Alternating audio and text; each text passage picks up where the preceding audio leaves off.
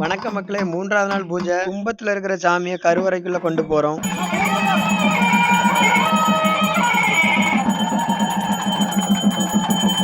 ஒரு பூஜையை போட்டு கும்பத்தை தூக்கி கோவிலை சுத்தி கோயிலுக்குள்ள இறக்க வந்துட்டாங்க. கோயில் பக்கத்துல நெருங்கினதும் சாமி எல்லாம் பயங்கரமா ஆட ஆரம்பிச்சுட்டு காளி வேஷம் கட்டுற பசங்களும் பயங்கரமாக ஆடினாங்க. ஒரு சைடு கோயிலே களை கட்டிச்சுங்க.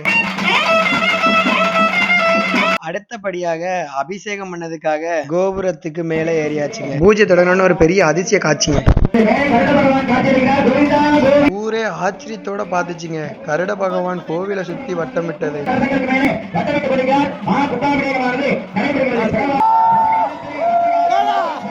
ஊர் மக்கள் அனைவரும் சந்தோஷத்துல சத்தத்தை போட ஆரம்பிச்சிட்டாங்க. அபிஷேகம் முடிஞ்ச பின்பு எல்லார் மீதும் தீர்த்தத்தை தெளிச்சாங்க. அடுத்த எல்லா சாமிக்கும் அபிஷேகம். ஃபைனல் பூஜை அலப்பறை.